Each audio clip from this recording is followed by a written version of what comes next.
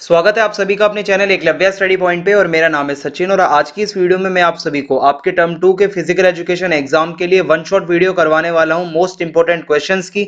ये हिंदी मीडियम वाले स्टूडेंट्स के लिए होने वाली है और इंग्लिश मीडियम के लिए भी हम कंटेंट जल्दी ही लाने वाले हैं। आपको बता दूं कि इस वीडियो में आपके जितने भी सेकंड टर्म के चैप्टर्स हैं उनमें से जो बिल्कुल इंपॉर्टेंट क्वेश्चन हैं वो इस वीडियो में आपको करवाए जाएंगे, तो आप इस वीडियो को बिल्कुल भी मिस ना करें। चलिए वीडियो को स्टार्ट करते हैं।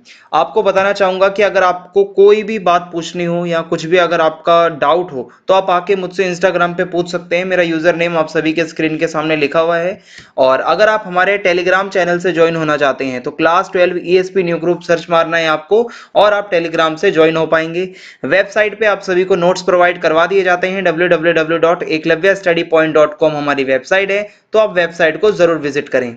इससे पहले आपको बता दूं कि इंग्लिश मीडियम के स्टूडेंट्स के लिए हमने सारे वीडियोस के लिंक आपको डिस्क्रिप्शन में दे दिए हैं और इसी के साथ जो हिंदी मीडियम के भी मैंने चैप्टर वाइज क्वेश्चंस करवाए थे आप वो भी देख सकते हो और चैप्टर वाइज सारी समरीज भी मैंने बना दी हैं। इन सभी के लिंक आपको डिस्क्रिप्शन में दे दिए गए हैं, आप प्लीज डिस्क्रिप्शन को चेक कर लीजिएगा। तो हमारा जो चैप्टर है वो है योग और जीवन शैली सबसे पहला, ठीक है, आपके टर्म 2 के हिसाब से। अब इसके हम इंपॉर्टेंट क्वेश्चंस देख लेते हैं कौन कौन से हैं। एक क्वेश्चन तो ये है, मतलब एक क्वेश्चन ये है कि मोटापा क्या है और इसके बचाव के लिए आप कुछ जो आसन कर सकते हो वो बताओ। तो भाई मोटापा हम सभी जानते हैं आज की समस्या है, मतलब बहुत ज्यादा, और अत्यधिक भोजन खाने से, व्यायाम ना करने से और थायराइड वगैरह आदि से ये हो सकता है। इसके नियंत्रण के लिए 3 से 4 आसन है, जैसे वज्रासन, हस्तासन, त्रिकोणासन और अर्ध मत्स्येंद्र आसन। मोटापे के कारण आपको मैंने बता ही दिए हैं, ठीक है। स्ट्रेस ज्यादा लेना, शुगर ज्यादा लेना, जंक फूड खाना, एक्टिविटी ना करना। वज्रासन को आप देख सकते हो जैसे कि ये बैठे हुए हैं कि वज्रासन को करने से हमारे पैर और जांघ का हिस्सा मजबूत होता है, इससे मोटापे पर भी काबू आता है और इसको हम दिन में कभी भी कर सकते हैं। इसको करने के लिए आपको दोनों पैरों को सामने की ओर सीधा रखकर बैठना है। उसके बाद आपको अपने राइट पैर को घुटने से मोड़कर अपने राइट हिप्स के नीचे लाना है और सेम यही चीज आपको लेफ्ट वाले के साथ करनी है। आपकी कमर, गर्दन और सिर एकदम सीधी रहे, आपकी हाथ जो है वो दोनों जांघों पर हो और आंखें बंद हो जाएं, ठीक है। सावधानियां क्या है, जिसको जोड़ों में दर्द हो वो ना करे, जिसको कमर दर्द है वो ना करे, जिसकी एड़ी में दर्द है वो इसे ना करे और गर्भवती महिलाएं ना करें।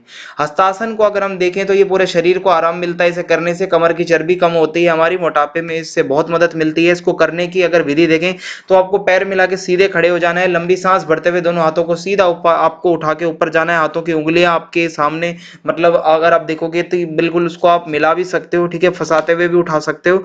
और इस तरीके से आपको धीरे धीरे सांस छोड़ते हुए नीचे आना है। सावधानियों की बात करें तो जिसको पीठ दर्द है वो ना करे और अगर किसी को कोई चोट लगी हो वो ना करे। फिर उसके बाद त्रिकोण आसन है। त्रिकोण आसन मोटापे को कम करने में मदद करता है। त्रिकोण आसन को हम डेली करें तो हमारे पेट की चर्बी जो है ये साइड वाली जो है ये कम हो सकती है और मतलब जो हमारे हिप्स की चर्बी है वो कम हो सकती है। तो इसको करने के स्टेप्स कुछ इस तरीके से हैं कि आपको दोनों पैरों के बीच थोड़ा गैप बना के खड़ा होना है। उसके बाद सांस को अंदर भरते हुए लेफ्ट हाथ को सामने से लाते हुए पंजे के पास आपको जमीन पे टिका देना है और सांस छोड़ते हुए नॉर्मल पोजीशन में आ जाना है, जैसा कि ये फोटो में ये जो सामने लड़का खड़ा है ये कर रहा है। सावधानियां क्या है कि भाई पीठ में चोट लगी हो तो ना करो, उच्च रक्तचाप हो अगर तो इसको ना करो, ठीक है, गर्भवती महिलाएं इसको ना करें। अर्ध मत्स्येंद्र आसन की अगर हम बात करें तो इससे क्या है कि भाई इससे भी आपके साइड फैट बर्न होता है, ठीक है। और मतलब इसमें आप देखोगे कि आपका आधा शरीर पूरा यहाँ पे मतलब मुड़ा हुआ है। और इसको करने की विधि देखें तो सबसे पहले दोनों पैरों को सीधा करके बैठ जाएं, उसके बाद राइट पैर को लेफ्ट पैर के घुटने के ऊपर रखें, उसके बाद लेफ्ट हाथ को राइट घुटने पर रखें, उसके बाद अपनी कमर, गर्दन और कंधों को राइट तरफ से मोड़ते हुए राइट कंधे के ऊपर से देखें, जैसे कि ये राइट से देख रहा है राइट कंधे के ऊपर। ओके, इस तरीके से ये है। सावधानियां लगभग सेम रहती है सभी आसन में। फिर है मधुमेह। क्या है भाई, डायबिटीज क्या है कि एक खतरनाक बीमारी है, हमारे दैनिक जीवन से ही रिलेटेड है। इसकी रोकथाम ना हो तो किडनी फेल हो सकती है, आंखों की रोशनी जा सकती है, दिल से जुड़ी समस्याएं हो सकती हैं। इसके लक्षण क्या है, थकावट, बार बार पेशाब आना, हाथ पैर सुन्न हो जाना, आंखों में धुंधलापन आना, रक्त में शुगर की मात्रा बढ़ जाना। इसके लिए आसन क्या है, भुजंगासन, पश्चिमोत्तासन, पवन मुक्तासन। तो भाई भुजंगासन, इसको कोबरा पोज भी कहा जाता है। इस तरीके से आप देख सकते हो, ये डायबिटीज में लाभदायक है। इसको करने के लिए आपको पेट के बल सीधा लेट जाना है, दोनों पैरों को आपस में मिलाना है, पीछे की ओर अधिक से अधिक खिंचाव देना है। उसके बाद दोनों हाथों को कोहनियों से मोड़कर कंधों के नीचे रखें। अब सांस भरते हुए आपको ऊपर उठाना है अपनी बॉडी को, जैसे कि इसमें उठाया जा रहा है और आपको ऊपर देखना है, ये हो जाएगा। सावधानियां इसमें भी वही सेम है, ज्यादा इसमें फर्क नहीं होता सावधानियों में।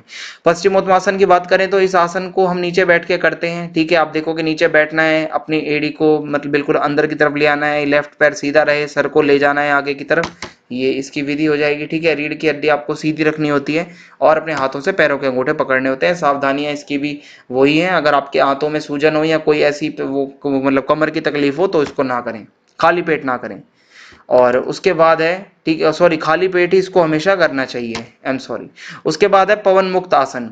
पवन मुक्त आसन को गैस रिलीज पोज भी कहा जाता है। इसको करने से मधुमेह के साथ साथ हमें गैस कब्ज आदि समस्याओं से भी निजात मिलती है। इसको करने की विधि सिंपल है। सबसे पहले हिप्स के सहारे जमीन पर लेट जाइए, उसके बाद दोनों हाथों से घुटनों को मोड़कर छाती पर रखिए, जैसे ये घुटने छाती पर रखे हुए हैं इन्होंने।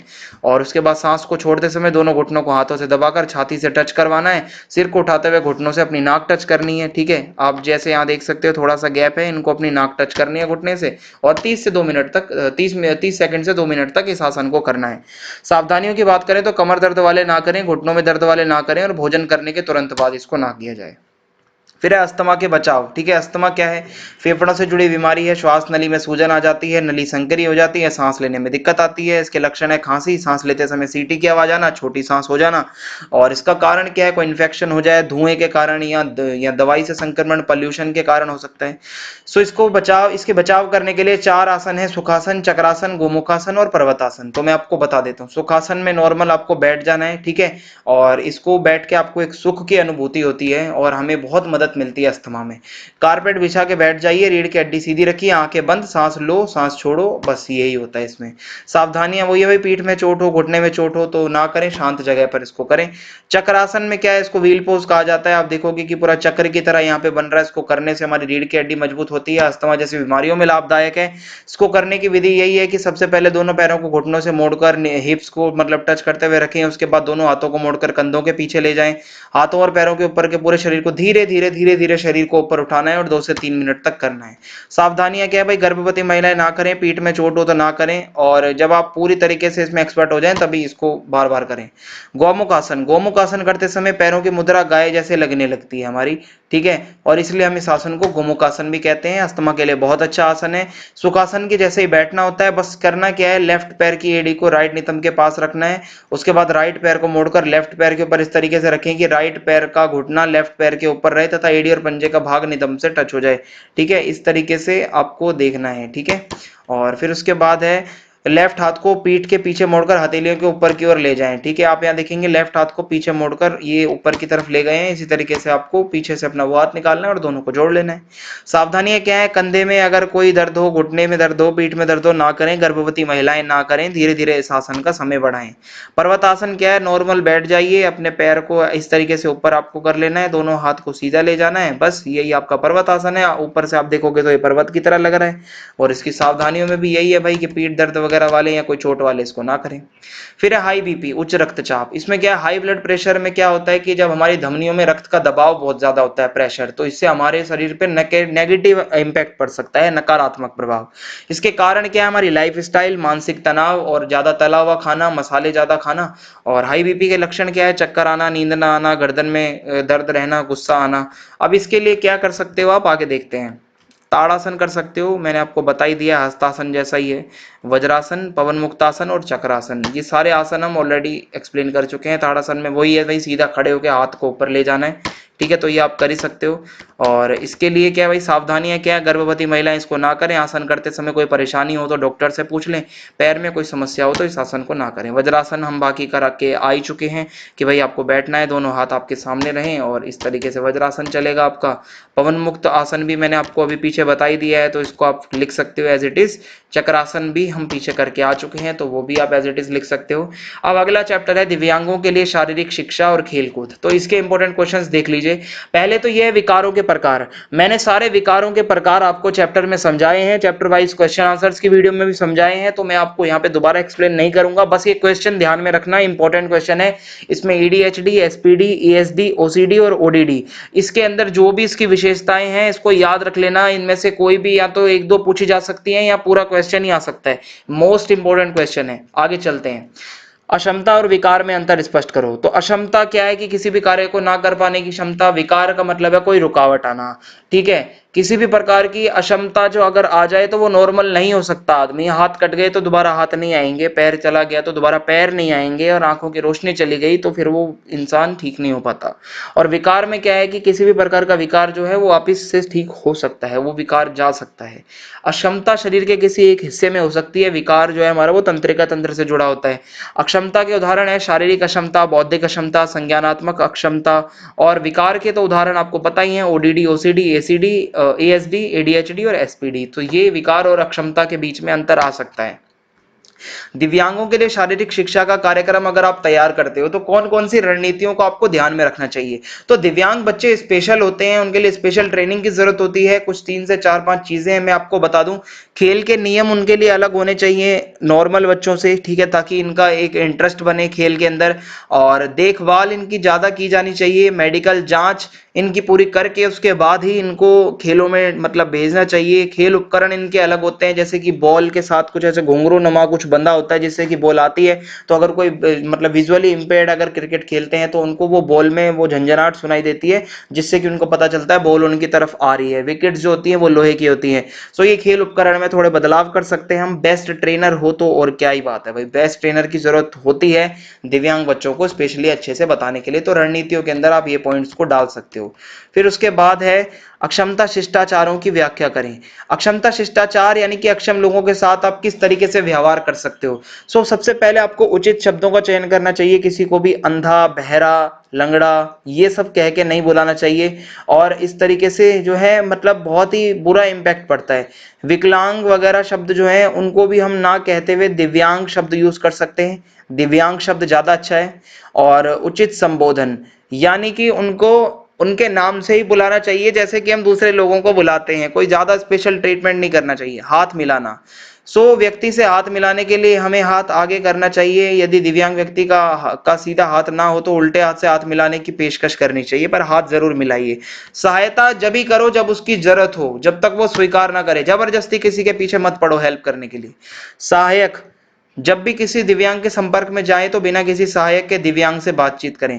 पहचान, आप अगर किसी के साथ अगर मिलते हो तो अपनी पहचान करवाओ, अपने बारे में बताओ। व्हील चेयर, व्हील चेयर पर बैठे दिव्यांग व्यक्ति के पीठ और कंधे थपथपाने नहीं चाहिए। झुकना, व्हील चेयर पर बैठे दिव्यांग की व्हील चेयर की ओर नहीं झुकना चाहिए, उस पर जोर लगा के। और संपर्क को आप बहुत ध्यान से सुने, कोई उनको चोट ना लग जाए, और अच्छे से उनसे बात करें। फिर अगला चैप्टर है हमारा दिव्यांग, ये वाला हो गया है हमारा, ठीक है। अब है शारीरिक मतलब क्रिया विज्ञान एवं खेलों में चोटें, शरीर क्रिया विज्ञान और खेलों में चोटें। तो इसमें क्या है कि सबसे पहला क्वेश्चन है कि शक्ति को निर्धारित करने वाले शरीर क्रियात्मक कारक आपको बताने हैं। सो अगर आप इसमें देखोगे कि शरीर क्रियात्मक कारक भाई आपके कौन कौन से हैं, तो आपको यहाँ पे पता चलेगा कि एक तो आपका बॉडी का वेट, ठीक है। बॉडी का वेट जो है आपका ये मोस्ट इंपॉर्टेंट यहाँ पे कारक होता है। मैं आपको अंदर समझाऊंगा अभी किस तरीके से है। मांसपेशियों की बनावट, मांसपेशियों का आकार, गामा इकाई। बॉडी वेट, जिन लोगों का भार ज्यादा होता है उनमें शक्ति ज्यादा पाई जाती है, जैसे कि कुश्ती का खिलाड़ी। मांसपेशियों की बनावट यानी कि हमारी मांसपेशियां व्हाइट तथा लाल फाइबर से मिलकर बनती है, जिसकी मतलब मांसपेशियों में व्हाइट फाइबर ज्यादा होता है, वह लाल फाइबर वाले व्यक्तियों की तुलना में अधिक शक्तिशाली होते हैं। मांसपेशियों का साइज अगर जिसका बड़ा हो तो वो ज्यादा शक्तिशाली होता है। और मांसपेशियां बहुत सारी गामक इकाइयों से मिलकर बनती हैं, और हमारी शक्ति इन्हीं गामक इकाइयों पर निर्भर करती है। जिसमें ज्यादा गामक इकाई होती है वो उतना ही ज्यादा शक्तिशाली होता है। फिर सहन क्षमता को प्रभावित करने वाले शरीर क्रियात्मक कारक बताओ। तो इसमें एरोबिक क्षमता में आपका है ऑक्सीजन लेने तथा ग्रहण करना, ऑक्सीजन परिवहन, ऑक्सीजन अंतःग्रहण, ऊर्जा भंडार, ये हेडिंग्स आ जाएंगी आपकी। और उसके बाद है एनारोबिक क्षमता, जिसमें एटीपी और सीपी का शरीर में भंडारण कितना रहता है। बफर क्षमता, मांसपेशियों में अम्ल संचय को प्रभावहीन बनाना, यानी कि जो लैक्टिक एसिड वगैरह हो जाता है, ठीक है, या मतलब इस तरीके से वो हो जाएगा। लैक्टिक एसिड की सहनशीलता, आप उसको कितना सहन कर सकते हो। VO2 मैक्स, यह ऑक्सीजन की वह मात्रा होती है जो सक्रिय मांसपेशियां व्यायाम के दौरान 1 मिनट में प्रयोग में लाती हैं। तो आपके अंदर ऑक्सीजन की मात्रा ज्यादा होनी चाहिए, जब भी आप सहन क्षमता को बढ़ा सकते हो। फिर लचक को निर्धारित करने वाले शरीर क्रियात्मक कारकों का वर्णन करो। तो आयु, ठीक है, इसमें मैं आपको बता दूं कि आयु आपकी जितनी होगी लचक उतनी ही मतलब वैसी होगी। कम आयु में लचक ज्यादा रहती है, अगर आप बुढ़ापे में हो तो आपकी लचक कम हो जाती है। लिंग की बात करें तो पुरुषों में लचक ज्यादा होती है महिलाओं की तुलना में। चोट एक और कारक है, अगर आपको चोट लग जाए, इंजरी हो जाए तो आपकी लचक कम हो जाती है। अनुकूल वातावरण, अगर आप गर्म वातावरण में हो तो आपको लचक, आपकी लचक अच्छी होगी। अगर वहीं ठंडे वातावरण में हो तो लचक जो है आपकी कम रहती है। मांसपेशियों की शक्ति जितनी अच्छी होगी, लचक उतनी अच्छी होगी। व्यायाम करने से लचक बढ़ती है, व्यायाम अगर आप नहीं करते तो आपके अंदर लचक की कमी होगी। ये मैंने आपको बता दिया एक्सप्लेन करके।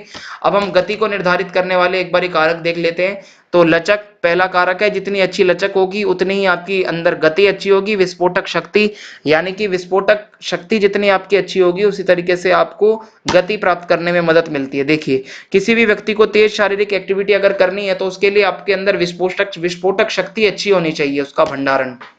स्नायु संस्थान, यानी कि नर्वस सिस्टम जो है वो हमारे अंगों की गति को निर्धारित करता है भाई, नर्वस सिस्टम। सो हम अगर ट्रेनिंग करते हैं, प्रैक्टिस करते हैं तो नर्वस सिस्टम को हम अच्छा बना सकते हैं और इससे आपको मदद मिलेगी। ऊर्जा, किसी भी व्यक्ति को अगर गति चाहिए, स्पीड चाहिए तो आपको ऊर्जा की जरूरत होती है। ओके, और ये ऊर्जा हमें मांसपेशियों में फास्फोरस तथा क्रिएटिन फॉस्फेट से मिलती है। अगर हम ट्रेनिंग करें तो हम ये ऊर्जा भी बढ़ा सकते हैं। मांसपेशियों की बनावट मैंने आपको पीछे अभी बताई दिया है, वही सेम टू सेम आ जाएगा। कार्डियो श्वसन संस्थान पर व्यायाम से होने वाले 5 प्रभाव बताइए। सो पहला है हृदय गति का बढ़ना। आप जब व्यायाम करते हो तो आपके इंक्रीज होता है हार्ट रेट, ठीक है, आपकी हृदय गति का जो है मतलब वो उसमें इंक्रीज होता है। स्ट्रोक आयतन में वृद्धि होती है। व्यायाम की तीव्रता तथा अवधि के बढ़ने के साथ साथ आपके जो मतलब हृदय के बाएं नीले से जो रक्त निकलता है उसकी मात्रा में वृद्धि होती है। रक्त का आयतन, सो व्यायाम की तीव्रता के अनुसार क्या होता है कि जो रक्त का आयतन भी बढ़ता है। ऊतकों को रक्त की आपूर्ति मिलना ज्यादा, ठीक है। तो अगर आप देखोगे कि ऑक्सीजन की तत्काल आवश्यकता होती है, अगर आप एक्सरसाइज करते हो तो आपको काफी हद तक मदद मिलती है। ब्लड प्रेशर आपका बढ़ता है, ओके, अगर आप एक्सरसाइज करते हो। आपकी जो प्राणाधार वायु है उसकी क्षमता बढ़ती है, यानी कि ऑक्सीजन की क्षमता बढ़ती है। फिर सहन क्षमता आपकी बढ़ती है अगर आप एक्सरसाइज करते हो, ठीक है, लंबी अवधि तक आप किसी भी एक्टिविटी को कर पाओगे। फिर नियमित व्यायाम करने से मांसपेशियों पर पड़ने वाले प्रभावों की सूची बनाओ। मांसपेशियों के आकार में वृद्धि होती है, कोशिकाओं का निर्माण होता है, आपका फैट कंट्रोल हो जाता है, थकान आपको देरी से होती है, आसन ठीक होता है, शक्ति और गति बढ़ती है। ये तो बहुत आसान था भाई। अब है अस्थि भंग के प्रकार बताओ। सो साधारण अस्थि भंग है, मिश्रित अस्थि भंग है और जटिल अस्थि भंग है। अब मैं आपको दिखा देता हूँ। कच्ची अस्थि भंग है, बहुखंड अस्थि भंग है, पचड़ी अस्थि भंग है, दबाव अस्थि भंग है। ये अस्थि भंग के ऊपर क्वेश्चन आ सकता है। सो आप देखोगे ये अनुप्रस्थ अस्थि भंग है जिसमें से थोड़ा सा क्रैक है, अस्थि भंग यानी कि फ्रैक्चर। तनाव अस्थि भंग है, किस तरीके से, ऐसे है। तिरछा अस्थि भंग है कि बिल्कुल ऐसे हो गया है भाई ये, ठीक है, डायगनली।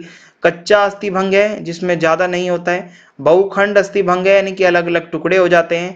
पचड़ी अस्थि भंग है जिसमें से हड्डियां, मतलब एक हड्डी टूट के ऊपर और नीचे का हिस्सा मांस में घुस जाता है और बहुत बुरा हाल होता है इसमें, पचड़ी अस्थि भंग में।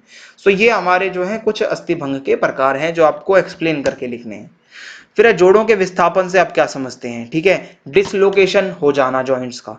सो ये एक बहुत सामान्य और मुख्य चोट है, ठीक है। अब इसमें क्या होता है, निचले जबड़े का विस्थापन हो सकता है आपका, जहां भी जोड़ है, ठीक है। अगर आपकी ठोड़ी टकरा जाए तो हो सकता है। कंधे के जोड़ का विस्थापन हो सकता है अगर आप कहीं एक्सीडेंट में गिर जाते हो। सो ये हो जाएगा। कोमल ऊतक की चोटों का वर्गीकरण करो। कोमल ऊतक की चोटें क्या है, रगड़, गुमचोट, चीरा, मोच, खिंचाव। रगड़ आपको किसी वैसी सतह से लग सकती है, ठीक है, खुरदुरी सतह से। गुमचोट लग सकती है आपको, ठीक है। चीरा लग सकता है किसी मतलब वैसी चीज से। और मोच आ सकती है, ये बहुत ही कॉमन है मोच का आना। खिंचाव हो सकता है आपको, स्ट्रेन हो सकता है। तो ये सब आपकी कोमल ऊतकों की चोटें होती हैं, ठीक है। तो मैंने आपको ये बता ही दिया है। फिर है प्राथमिक चिकित्सा किसे कहते हैं। प्राइमरी, जो आप अगर देखोगे कि फर्स्ट एड जो होता है आपका वो बताना है। सो आप डॉक्टर तक जाने से पहले जो उस मरीज को थोड़ा बहुत अगर आप कोई एड दे रहे हो, कोई चिकित्सा देते हो, वही आपकी प्राइमरी या प्राथमिक चिकित्सा है, फर्स्ट एड है, ओके, ताकि जान बचाई जा सके। या आप अगर देखोगे कि जान बचाने के लिए उसको दर्द से आराम मिले, इसके लिए घायल और बीमार व्यक्ति को संभाला जाए, ठीक है, इसके लिए उसकी शक्ति दोबारा वापस आ सके, उसको जल्दी से जल्द उसको मेडिकल हेल्प मिले। तो ये आप जो है देखते हो कि फर्स्ट एड का मेन उद्देश्य होता है। फिर अगला हमारा जो चैप्टर है अब ये है मनोविज्ञान और खेल। तो आइए देखते हैं फटाफट इसे भी। व्यक्तित्व के 5 बड़े सिद्धांत। तो देखिए 5 बड़े सिद्धांत हैं व्यक्तित्व के, ये आ सकते हैं। पहला है स्पष्टता संबंधी लक्षण, यानी कि व्यवहारिक, कल्पनाशील, रुचि, बौद्धिक जिज्ञासा की चाह, रचनात्मकता, भावना, यानी कि सब चीज अच्छी अच्छी लिखी हुई है। फिर है कर्तव्य निष्ठता, और संबंधी इसके लक्षण। जीवन की चुनौतियों के साथ सक्षम, आत्म अनुशासन यानी कि सेल्फ डिसिप्लिन्ड हो, कर्तव्य निष्ठता हो, दूसरों पर निर्भरता, कठोर परिश्रम, महत्वाकांक्षी अगर कोई है तो ये इसमें आ जाएगा कैटेगरी में। बहिर्मुखता संबंधी लक्षण, हमेशा ऊर्जा रहना, सकारात्मक सोचना और मिलनसार होना, बातूनी होना, जिंदा दिल होना, मित्रतापूर्ण होना, दोस्ती वाला जो बिहेवियर है ये आ जाएगा। सहमतता संबंधी लक्षण, सहयोग करना, सभी का, व्यवस्थित रहना, उदार रहना, मदद करना।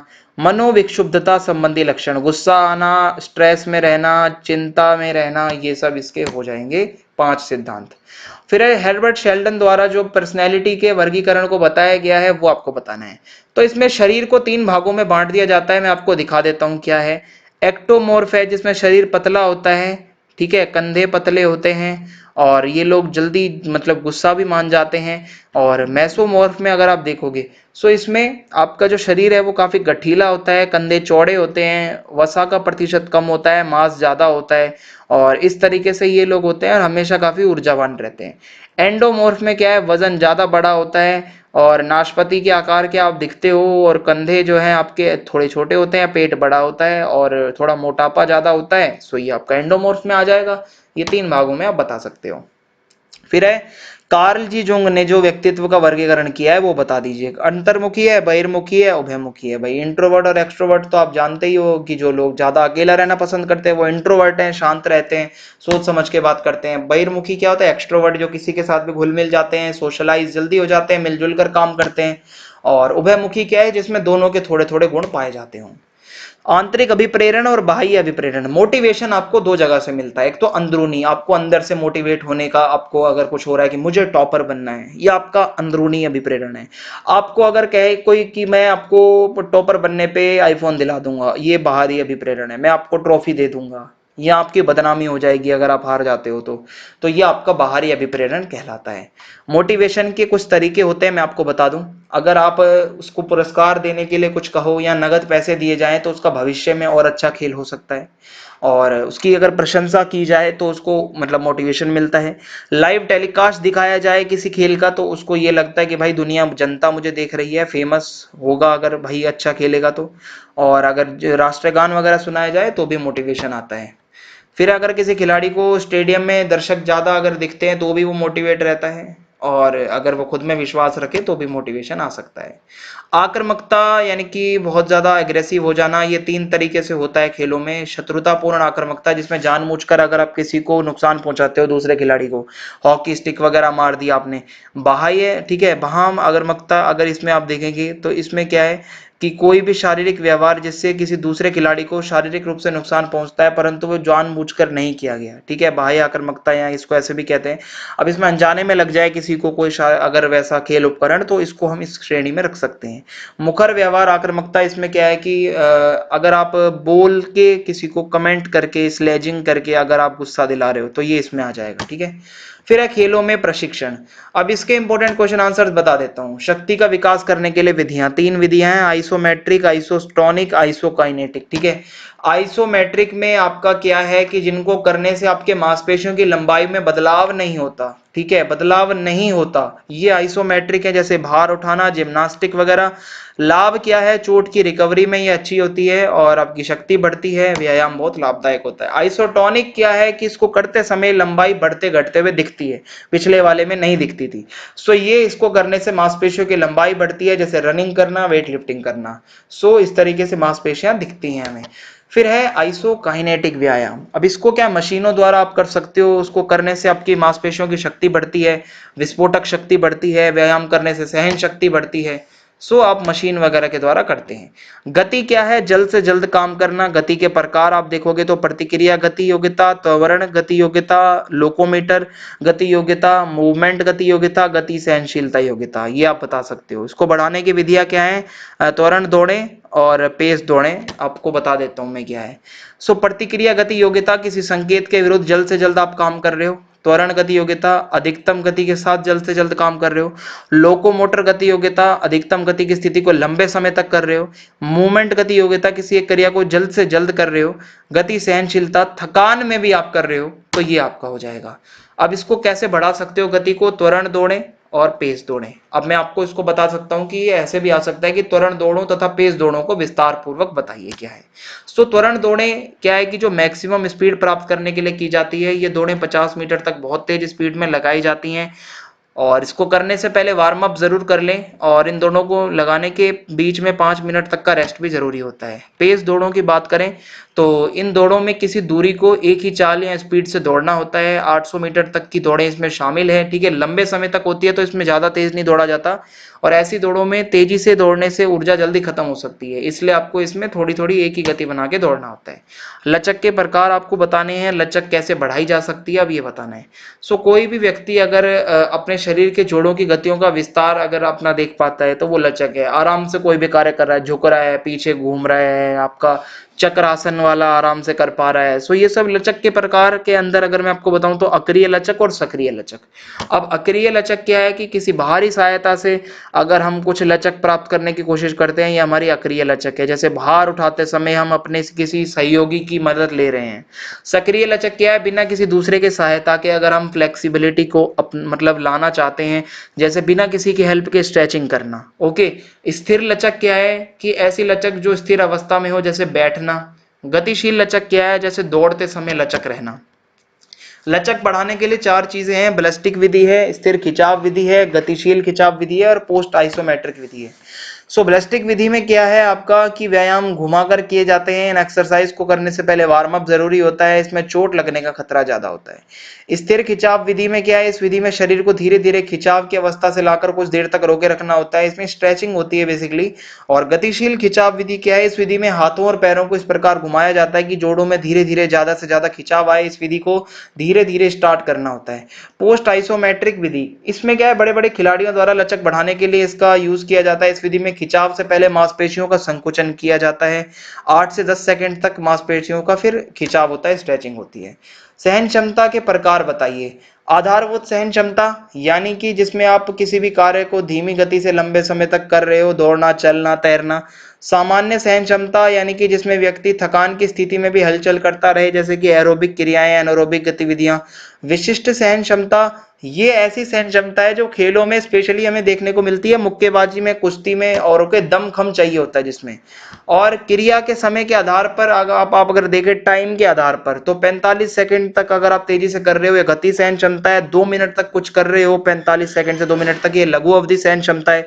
2 से 11 मिनट तक कर रहे हो तो ये मध्य अवधि सहन क्षमता है। और दीर्घ अवधि के अंदर आपकी आती है 11 मिनट से अधिक अगर आप लगातार गतिविधियां कर रहे हो। सहन क्षमता के विकास के लिए आप दो चीजें कर सकते हो, निरंतर प्रशिक्षण विधि और अंतराल प्रशिक्षण विधि। अब इसमें निरंतर वाले में क्या है, बिना रुके लंबे समय तक किया जाता है, 30 मिनट तक किया जाता है। हृदय की कार्यकुशलता अच्छी होती है, हृदय का काम करने का जो तरीका है वो सही होता है, सहन क्षमता बढ़ाने की बेहतर विधि है। अंतराल प्रशिक्षण विधि में क्या है कि आपको तेज गति से व्यायाम करना, उसके बाद रेस्ट करना। अंतराल का मतलब ही क्या होता है, रुक रुक के करना। ओके, जैसे फुटबॉल, हॉकी जैसे खेलों में ये बहुत काम आती है। ठीक है, ये हो जाएगा। फोर्टलेग परीक्षण, ये प्रशिक्षण क्या है, फोर्टलेग ट्रेनिंग आपको बताना है। सो ये भी लचक बढ़ाने की एक विधि है। इस विधि में निरंतर प्रशिक्षण विधि तथा अंतराल प्रशिक्षण विधि का मिश्रण होता है। देखिए इसमें क्या होता है, कच्ची पक्की सड़क, कीचड़, पहाड़, हर जगह आपको भगते जाना होता है, दौड़ना होता है। जहां पे जैसा वो आपका आसपास का माहौल होता है उस हिसाब से आप अपनी गति को कम कर देते हो। कीचड़ है, थोड़ा रुक जाओगे, फिर पक्की जगह आएगी, फिर दौड़ोगे। सो इसमें क्या है कि रिकवरी भी होती रहती है लगातार। विभिन्न प्रकार की तालमेल संबंधी योग्यताएं बताओ। सो तालमेल संबंधी योजनाएं, ये योग्यताएं हैं, ये बहुत जरूरी होती हैं खेलों में। क्रिकेट खेलते हो तो हैंड आई कोऑर्डिनेशन अच्छा होना चाहिए आपका। हॉकी वगैरह में अगर आप देख रहे हो तो आपका पूरा मतलब भागने वगैरह का कोऑर्डिनेशन सही हो। जैसे कपलिंग एबिलिटी, खिलाड़ी के शारीरिक अंगों की क्रियाओं को करने की योग्यता, हाथों और आंखों का तालमेल, हैंड आई कोऑर्डिनेशन, पांव और आंखों का तालमेल, ये भी बहुत जरूरी है। ओरिएंटेशन एबिलिटी में क्या है कि यह योग्यता मनुष्य में समय तथा स्थान की स्थिति के अनुसार अपने आप को अच्छा करना, जैसा स्थान है वैसा अपने आप को अच्छा कर देना, ये ओरिएंटेशन एबिलिटी है। रिएक्शन एबिलिटी का मतलब है किसी खिलाड़ी द्वारा खेल के दौरान आप अगर जैसे संकेत देते हो ओके तत्काल, तो ये आपकी रिएक्शन एबिलिटी है। बैलेंस एबिलिटी, आप अगर बैलेंस बना के कोई संतुलन बना के काम कर रहे हो तो ये हो जाएगा। रिदम एबिलिटी, खेल के दौरान आप किसी लय के साथ किसी काम को अगर कर रहे हो तो आपके लयात्मक ही हो जाएगी। अडेप्शन एबिलिटी, खेलों के दौरान जो भी आपके परिवर्तन होने वाले हैं उसके कारण अगर आप अपनी गतियों को मतलब अडेप्ट कर सकते हो, उसी तरीके से अपनी जो भी गतिविधियां आप करने वाले हो समायोजित कर सकते हो उनको, तो ये अडेप्शन एबिलिटी हो जाएगी। डिफरेंशियल एबिलिटी, खेलों के दौरान उच्च दर्जे की सटीकता, सटीकता आपकी अच्छी हो, शरीर की अलग अलग गतियों की मितव्यता की योग्यता हो, तो ये डिफरेंशियल एबिलिटी है। इसी के साथ ये हमारी वन शॉट वीडियो खत्म होती है। कमेंट करके जरूर बताना वीडियो कैसी लगी, ज्यादा से ज्यादा वीडियो को शेयर कर दें और वीडियो को लाइक करना ना भूलें। और आपको बता दूं कि जितने भी चैप्टर्स हैं उनकी समरी को आप जरूर देख लेना, ताकि और अच्छे से आपके सभी चैप्टर्स क्लियर हो जाएं। बाकी ये वीडियो से आपको बहुत से क्वेश्चंस देखने को मिलने वाले हैं, और बेल आइकन को तो भाई जरूर दबाई देना, क्योंकि जो भी हमारे वीडियोस के नोटिफिकेशन होते हैं वो आपको इस बेल आइकन को प्रेस करने के बाद आपको समय समय पर मिलते रहेंगे। तो इतना ही था आज की इस वीडियो में, मिलते हैं फिर हम नेक्स्ट वीडियो में। तब तक के लिए जय हिंद, जय भारत, बहुत बहुत धन्यवाद।